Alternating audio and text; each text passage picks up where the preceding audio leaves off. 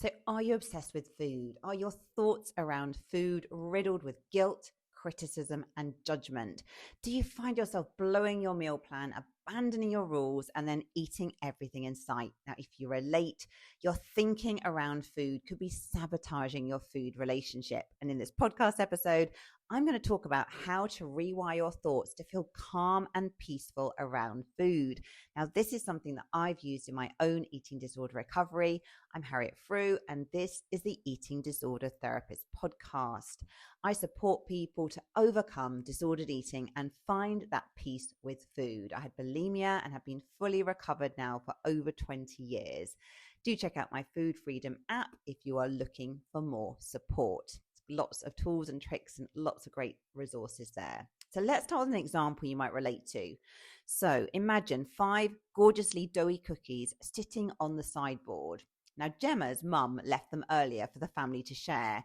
Now, Gemma is trying to pretend they're not there. She thinks she's eating too much sugar, and she's intentionally trying to reduce how much sugar she's eating, but it's 4 o'clock. The children are fractured. After school, there are squabbles erupting between brother and sister. There is dinner to cook and another child to pick up from club soon. It's all going on. Gemma feels irritable. She feels overwhelmed as she juggles the different demands. And she glances at the cookie packet. I'll just eat my cookie now, she considers. It will help me through the next hour or so. But within seconds, Gemma devours the cookie while simultaneously chopping vegetables and putting away the shopping from earlier. She leans into that oozing deliciousness of it, lasting a few brief moments, but quickly afterwards she's hit by a wave of guilt and negative thoughts flood her brain. I've blown it, she thinks, so I might as well eat the rest now. I'm a failure. I will never, ever, ever be in control of my eating. I shouldn't have these foods in the house, she thinks. I have no willpower at all. Gemma feels hopeless and overwhelmed, and within the next 5 minutes, she has devoured all of the cookies, every single one, and is feeling dejected and miserable. You might well relate to Gemma's experience. I certainly do. That was me several years ago. Gemma's thoughts are running rampant, but without even knowing it, Gemma's faulty thinking could be sabotaging her bravest efforts to transform her eating. Now, quick side note before we get more into the thinking, before you completely blame your ingrained negative thinking, remember that if you're restricting your eating, your thoughts around food are going to be louder. So a definite way to reduce the ruminating thoughts, the food noise, is to take the hard but courageous step of eating more, eating regularly, eating a range of foods, and working to keep blood sugar stable. Now, assuming that you've done that bit of work, let's talk more about faulty thinking and the impact on relationship with food. So with 60,000 plus thoughts per day swirling through your mind and many being repetitive, you can see the power of your thoughts to potentially affect your mood and behavior. So negative automatic thoughts often evoke intense emotional reactions such as anxiety, upset, guilt, or overwhelm. Thoughts and feelings impact your behavior and how you feel in your physical body. So unwittingly, you can be catapulted into patterns of emotional eating, restrictive or overeating because of negative thinking. So the hot cross bun diagram from cognitive behavior therapy clearly illustrates the interaction between our thoughts, feelings, behavior, and physical body. Now, if you're listening to this and you would prefer to see a visual, click on the Substack or the YouTube link in the show notes below. So recapping, we have 60,000 plus thoughts a day. Many of those thoughts are repetitive and unconscious. Thoughts can trigger emotions, which impact our behavior, which impact our physical body. Now, we have a lot of neutral thoughts, which don't trigger emotion. For example, the grass is green. Now, for most of us, that's generally quite a neutral thought. It likely won't impact your mood or behavior. But some thoughts are very activating. They result in intense emotions and behavioral reactions. And we can call these negative automatic thoughts or hot thoughts. So things like, I'm out of control around food, triggers emotions like guilt and overwhelm and shame, results in more eating maybe as the behavior or withdrawing from others, results in feeling physically full and unwell, leading to more negative thoughts. So let's explore different types of negative thoughts and how to reframe your thinking. So number 1, all or nothing thinking. So things like, I'm perfectly in control of my eating, or I've failed and I'm eating everything in sight. Now, when you judge your eating in an all or nothing way, the rules are often strict and unsustainable. So it's like trying to hit the bullseye on a dartboard every single time. Pretty impossible. Now, many people can follow an eating plan for a few days, a few weeks, or even a few months. But beyond this, you will likely crack and you will rebel against the rigidity of your expectations. So instead, work to be more flexible in your thinking whilst being kind and compassionate towards yourself. Genuinely permit yourself to eat a range of foods without judgment. So you can think things like, I don't need to overeat on this now, as I can have this food whenever I desire it. It is safe to eat this food, and I have permission to enjoy this. Permitting foods intentionally is inoculation against binge eating. And you will find that you actually desire the food less when it's allowed. It's a paradox. Number 2, shoulds. So things like, I should never eat donuts. I shouldn't eat sugar. I should be eating healthily 100% of the time. Now, some people, of course, need to genuinely eliminate foods from their diet for health reasons. And this can make your food relationship more challenging. That's a very real thing. But for most people, completely banning a food is often unnecessary and depriving. Now, of course, certain foods enhance your mood and energy levels, and you probably wouldn't want to eat donuts from dawn till dusk. However, militant shoulds can feel suppressive and bring on feelings of scarcity. And if you have a long list of foods that you're forbidden to eat, you will think about them, you will yearn for them, you will dream about them, you will obsess about them. And you will also be inclined to rebel against your shoulds. Humans don't like shoulds. It's like being in a cage. And then you will gorge on the banned food. So instead, you can still eat healthily whilst allowing in a range of foods. So allowing myself to eat and enjoy this cake prevents me from feeling deprived and helps me to stick to my healthy eating goals. You can also think things like, I can plan my eating in a self-caring and structured way without having militant shoulds. Okay, next type of negative thought, fortune telling. So things like, I have no control around cheese. If I eat this croissant, I'll crave them all day and I will never, ever, ever stop eating.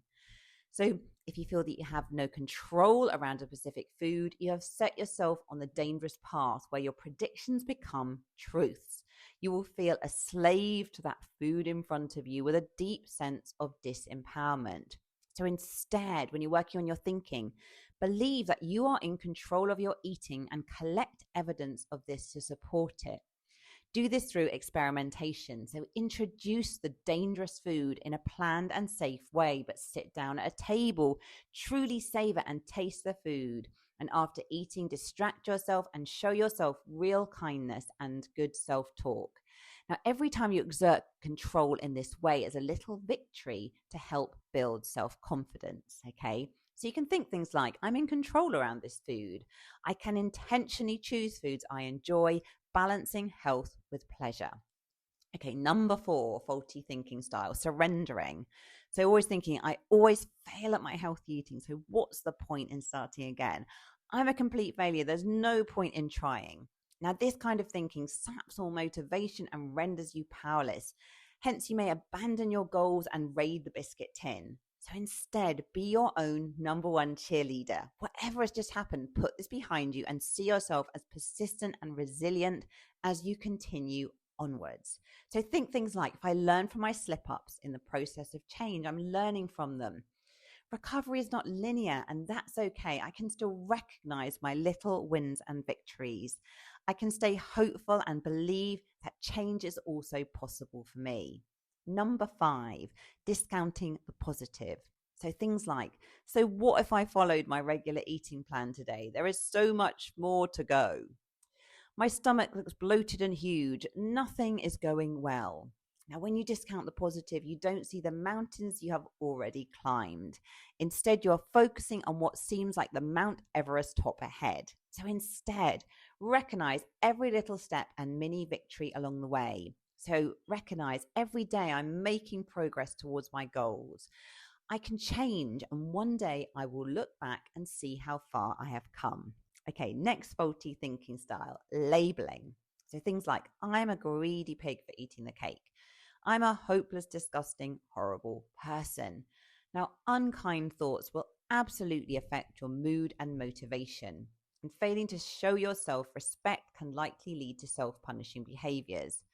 Punishing body image talk almost inevitably leads to comfort eating to soothe anxiety. So instead, talk to yourself in a kind and courteous manner, as you would to a dear friend or loved one, and avoid using discouraging names or derogatory labels. So say things to yourself like, I am learning every day and change is happening. My body has stuck with me through all the challenges. I may not be 100% happy with it, but it deserves respect and kindness nevertheless. Okay, and number 7, wishful thinking. You might think, if only I was thinner, then more people would love me. If only I stopped binge eating, then my issues would all be resolved. So you put your life on hold until you reach the magic weight or body size. You fantasize that life will change when this happens and that self-acceptance will finally be yours. Now, this is a myth. Weight loss might certainly bring some benefits, but it rarely boosts self-esteem in the way that you hope for. Instead, live today with acceptance and respect for the body you have right now, because that's going to really support you so much. Paradoxically, when you begin to accept yourself as you are now, this is when the magic of change happens. So say to yourself, I accept myself completely today.